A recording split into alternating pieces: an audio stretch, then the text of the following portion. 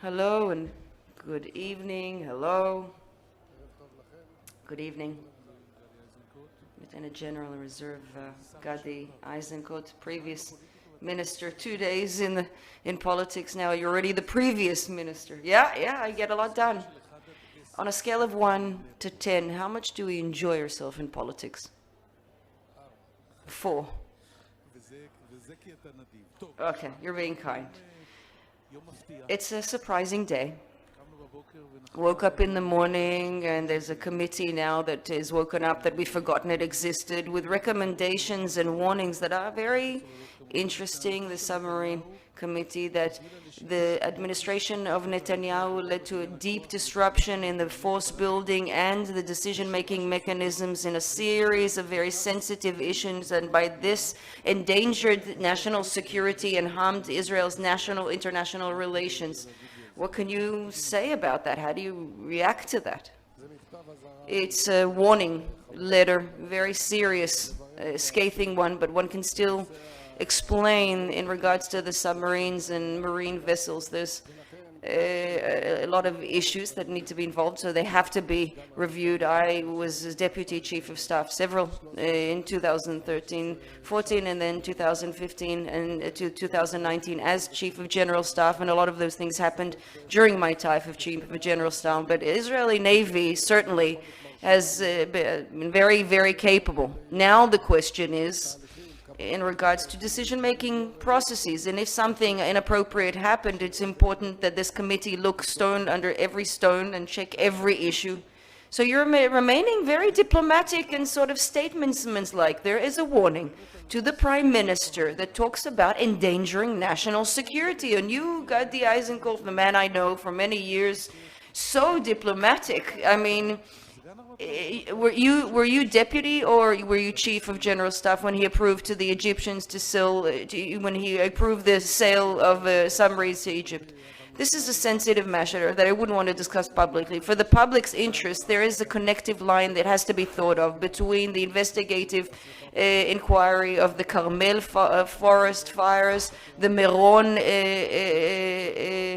events, and of course the submarine-related events, and in regards to the most enormous failure in the history of Zionism and the State of Israel, the 7th of October. And this has to provoke thought about how plans are made, decisions are made, and the fact that we are dismissing protocol and procedures, and the most important thing for our existence, our security, and the fact that Israel has no organized view of national security. That certainly undermines any decision-making and brings about inappropriate things, as has been noted in the Submarine Committee report. Now, you were in you're talking about 3 inquiry committees, and the 4th that has yet to be established. I assume they would also warn Netanyahu. The common denominator is Netanyahu. Maybe this man is a threat. I don't want to say about the Prime Minister of Israel that he poses a threat, but the Prime Minister that I worked with and tried to promote national security with, there's a sort of pattern that arises of dismissal of working properly, showing alternatives, reviewing them with deep and profound consideration, making bold decisions based on information and knowledge. And that is some of the problems that are being pointed to. So let's go about each subject, because there's a lot of matters to discuss. And you'll be, I hope, briefer, because you're very, analytical, and I know that there are 3 or 4 parts to every answer, and that's fascinating, but we don't have time. The hostages first. You are maybe the sort of symbolic father of all of the hostages' families. In every meeting and every you were in constant contact with his family. Netanyahu yesterday on Channel 14 said that one of his goals is to bring back all of the hostages. Of course, fine. But then suddenly, as a side remark, he said that he's open to a partial deal. How do you see that? A partial deal, half a deal, I don't know. That's not something that was raised in any one of the meetings. The return of the hostages is the first priority of this war. And throughout the entire time when we talked about 2 alternatives, either a trade deal where everybody is traded for a big group of others, where we bring back all of the hostages with immediate ramifications on the war, and the alternative, a three-stage or a three-round return that brings back the hostages that are, of course, alive and those that are not alive. And I was actually quite surprised, of course, to hear about a partial deal. That would certainly be news to the hostages' families, and it's completely against the cabinet's decision, unless in the last 2 weeks the war cabinet made a different decision. I don't know. You were interviewed a few days ago after you resigned. You were in all channels. I think you were interviewed by Dana Weiss, and she said that, and you said basically that Netanyahu is sabotaging this deal. On the one hand, saying one thing as a negotiator, on the other hand, working behind the scenes.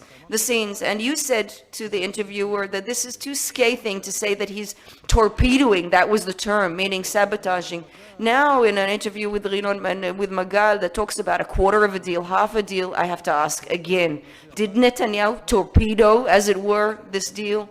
Look, I have to say things that the man torpedoes, as it were, the deal, in the sense that the hostages to him are not hostages. They are hostages in terms of the realization in terms of the Hamas, for their realization of their goals.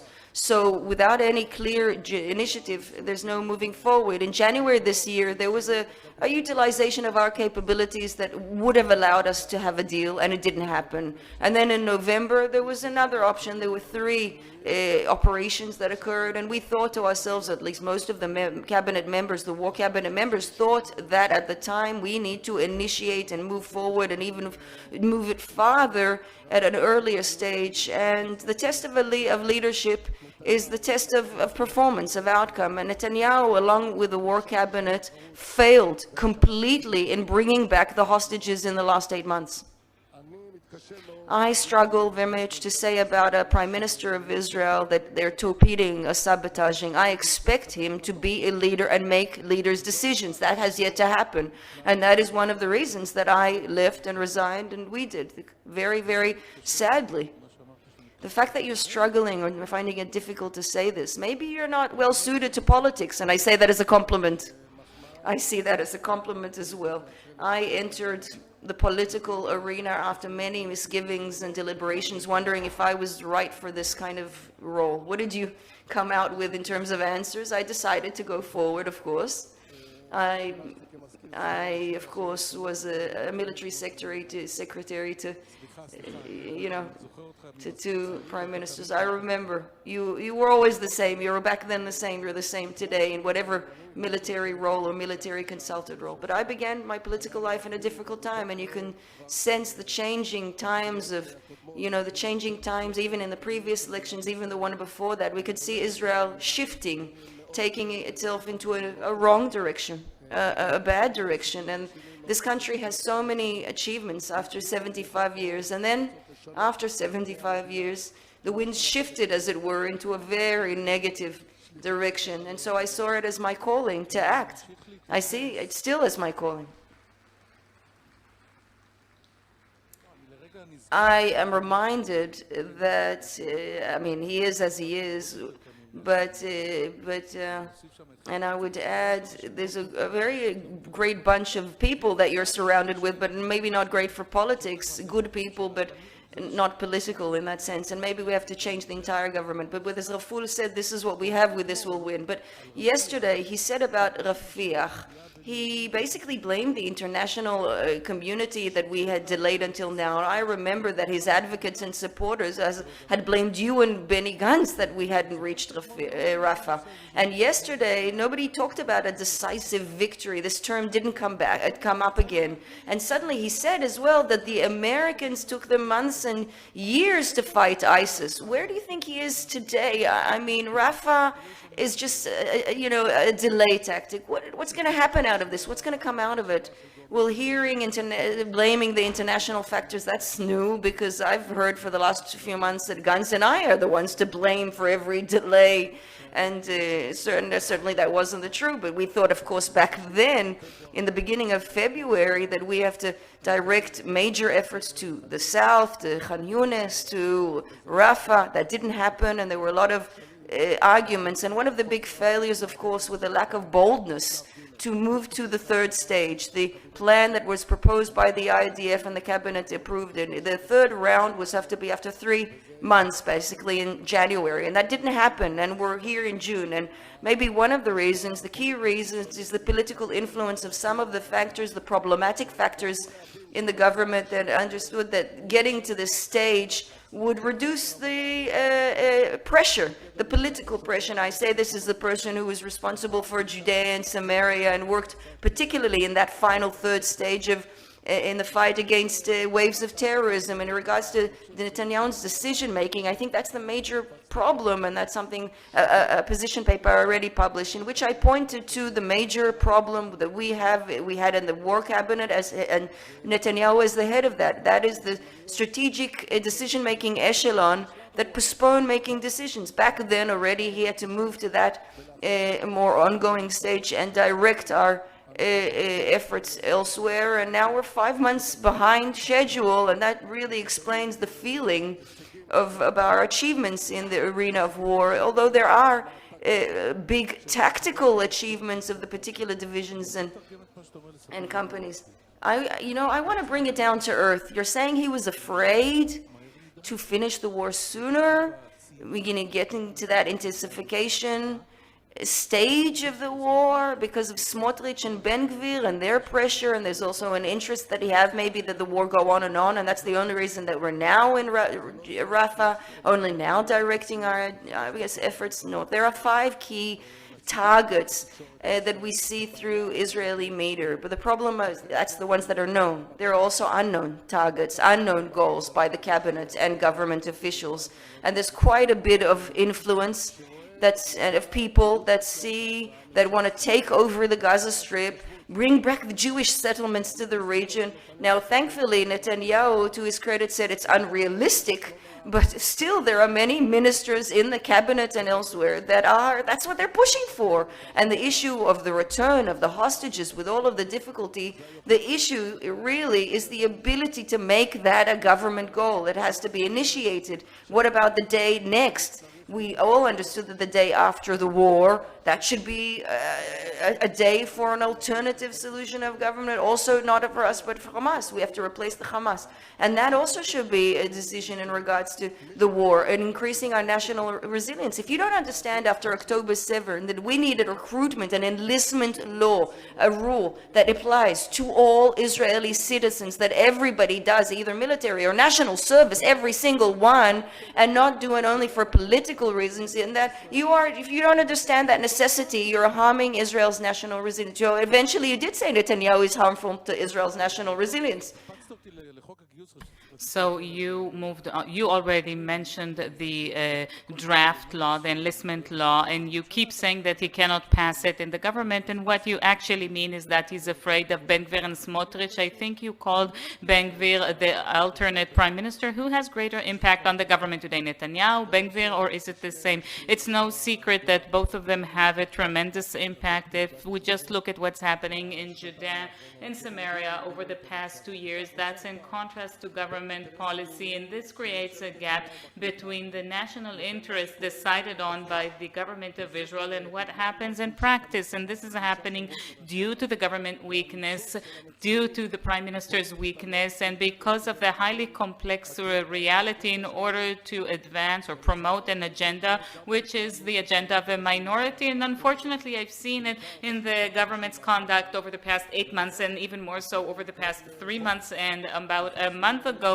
we sent a paper to him, and we wanted to promote what we consider to be Israel's national and security interests, and his answer came within an hour. So anybody who complains today that we left at a difficult time, well, we left at an easy time because we understood that we no longer have any influence, and the way to have an impact on the right direction for Israel would be through the desire to replace the prime minister, to establish a different kind of leadership here in Israel. Honestly, when you're alone at night before you go to sleep, maybe you made a mistake by going into the government. You gave him legitimacy. You gave him something to lean on, two patriotic chiefs of general staffs, a shoulder for decisions, October 11th, and now he finished using you. He managed to put some of the stain on you too. It's obvious in the polls, so he no longer needs you. Well, despite the price, I would repeat the same recommendation, the same decision that Benny Gantz and myself reached. We understood that the state of Israel is facing one of its most difficult hours. The fact that communities, towns, and villages were conquered for many hours, that set us out of equilibrium. The fact that 240, mainly civilians, but also soldiers, were abducted. I don't remember any historic examples or precedents for that. That created a huge strategic precedence, and we thought that no matter the cost, even if it's the last thing we do in Israeli politics, and that was the language, we thought it would be the right thing to enter so that Israel can reach some strategic stability and whatever come what may. And we made a significant contribution, and the state of Israel indeed reached strategic stability over a while. And if that wouldn't have happened, we could have found ourselves in a much worse reality. And I think we contributed with right professional decisions, with a lot of knowledge and discretion. Maybe you are right for politics based on the applause you're receiving here. Let's move on to the north. Before we finish, I wish to cover all these topics. What are we doing about this? Nasrallah is constantly increasing the range. It's not clear whether or not we can reach an agreement. Obviously, we cannot carry on like this, and it is carrying on like this. The most greatest source of concern is Nasrallah with the axis of evil. It's their vision to lead to the destruction of the state of Israel in a matter of 15 years. The surprising attack of Sinwar on October 7th, that made them think that maybe it could be achieved earlier. And this is why Nasrallah, who's been deterred since 2006, started launching missiles already on October 8th. Nasrallah is an experienced leader. He does not want an all-out war. He understands very well what will be the price or the toll paid by the centers of gravity of Shiites in Beirut and Lebanon, and this is why he chose this specific pattern of attacks that are measured. Obviously, in the balance, they've been harmed much more, and him and his organization, and despite the difficult damage, significant damage to the Zionist ethos, because the kibbutzim and the communities have been evacuated near the border there. And I think what we need to do is to continue our pattern and to reach a hostage deal, and to reach not absolute victory or almost victory, but victory through strategic reversal. Strategic reversal could be if we finish our action in Rafah and opt for a hostage deal, if that will lead to an end to the war for months, as we see in Netanyahu's outline. That's the right thing, both from a values perspective, but also strategically to do, and then to reach an arrangement in Lebanon. And if not, we should exercise force whenever we decide to join a regional normalization with Saudi Arabia, and to focus on Israel's #1 threat in recent decades, which is the Iranian threat and their desire to achieve nuclear weapons. And now they find themselves in the most advanced position since they started with this program, and with respect to their regional hegemony. In Gaza, we have a score to settle. It'll take many, many years. It doesn't matter if we decide to pause for several months or not. The ideology of Hamas is to annihilate and destroy the state of Israel. So my understanding is that it's either them or us. The state of Israel will continue to fight against Hamas and destroy its capabilities for years to come. Otherwise, we as the state of Israel will have no place in this region. You're saying that we need to focus on the north. To what extent do the Iranians think that on April 14th, when they dared for the first time in history launch various missiles and UAVs. To what extent do they think that they've succeeded? Because we reacted only with one missile. I think that indicates a significant damage to Israelis' non-written concept of security, and that's deterrence, a deterrence of projecting power and knowing that the state of Israel is invincible, a powerful, progressive, modern country, a country that has a special relationship with the U.S. as a component of its power. And what happened that night, the way I see it, the Iranians understood that this component has been broken. And that night there was a very impressive exhibition of defense, and there was also an offensive, a certain offensive, a very topical achievement. But we should be greatly concerned by what happened that night. Actually, it means breaking our long-standing deterrence, and their decision to launch 500 missiles and rockets and UAVs, drones, is a very serious event, and that reminds us why it is the right thing to do to finish our campaign in Gaza and to once again continue the greatest enemy. It's the hand that rocks the cradle. And if it were up to you, do you think we should have reacted more vehemently, more significantly, more powerfully? On that night, what did you say inside the room? Iran must pay a very heavy price, and I've been in this business since the previous millennia. I was military secretary, and in the General Staff of the IDF for over 20 years, and I've seen the impressive achievements we've had against Iran. They all came through action, not through talk, in a covert war, mainly covert, that led to achievements in stopping their nuclear program that was supposed to be much more advanced. And this reminds us of the need to come to grips and to implement a realistic view that can see the entire set of threats on Israel, and to mobilize the Israeli society at this difficult time, and to organize our security conception and the power and force of the state of Israel, but mainly to mobilize the Israeli society towards the future, which is very complicated from a security perspective. But we should be encouraged from the brief, short history of our country and see what a country we've managed to build here in 75 years, not through various boasting, empty boasting, but through action, Zionist activities. So I'm realistic, and I'm saying that a lot depends on us. If we reach educated decisions regarding the way in which we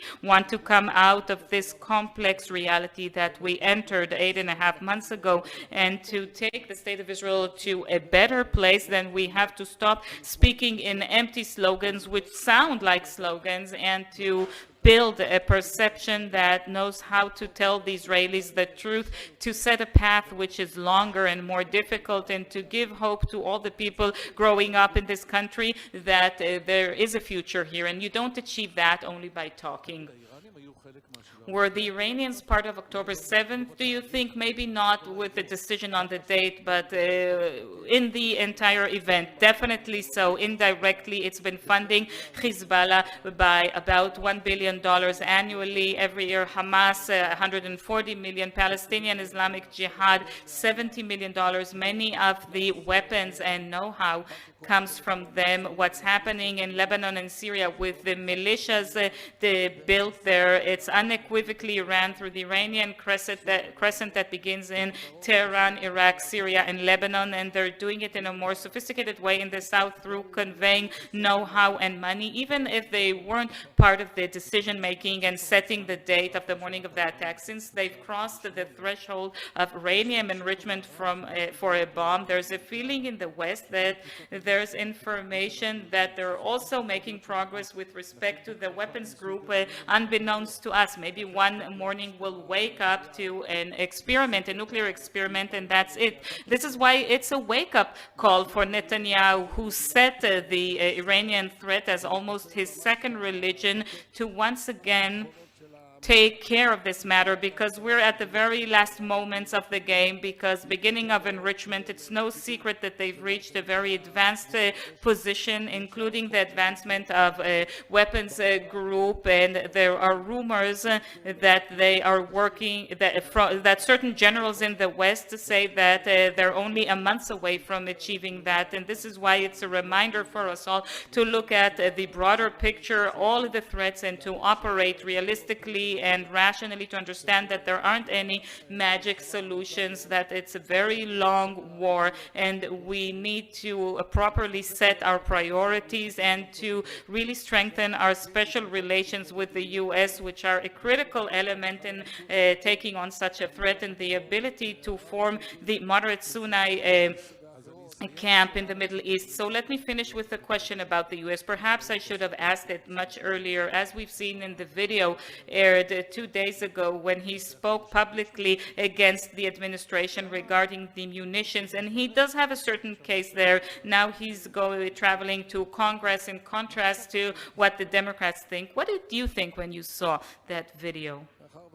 Well, since I know the very special relations and the tremendous contribution of the U.S. to our national security, I also know which assets Israel has to bring and what was our contribution when they fought ISIS in the Middle East. We contributed there and elsewhere, and there's a very special relationship.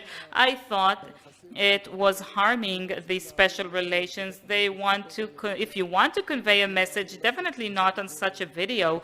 You need to do it in the right rooms, and you need to do so seriously. And also, this irresponsible video led to damage to the worst threat, the strategic conjunction between Israel and the U.S. that seeks to address the Iranian threat has been postponed, and I think this demonstrates how rash it was, how unserious, and how much it undermines our national security. I'm deliberating whether to ask you a personal question before we finish. Should I? Help me. Tell me. Okay, so I won't. After everything you've just said, you can ask, so it doesn't seem like I'm trying to evade. Now it's up to his consciousness. An entire country was with you when that terrible disaster happened, and everybody held their breath. Some people were in tears. How do you define your situation today as a bereaved father? Your entire life you knocked on other families' door and had to inform their families, and now you are there and inside all the politics as well. So how are you doing? Look, there's the mind and there's the emotions. As a commander, I sent soldiers to missions, and some of them didn't return.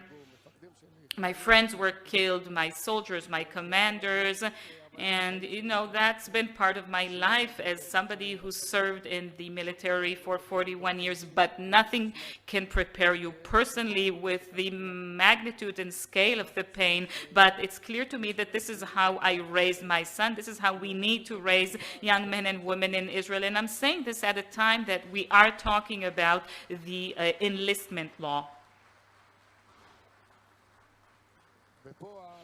And the message here to the young men and women in the state of Israel is to show mutual responsibility, solidarity, to contribute, to make an impact, to serve a significant service. Otherwise, our country has no future with all the threats that we've just described in this brief conversation.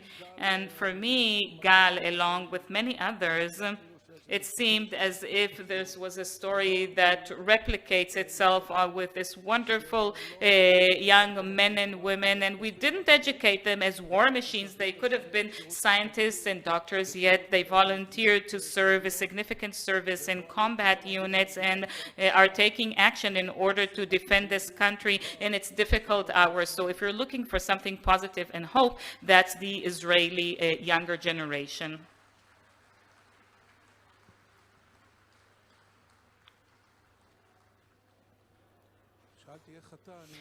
I asked how you were doing, but from your answer, I understand that you're doing fine. Thank you very much, Gadi Eisenkot.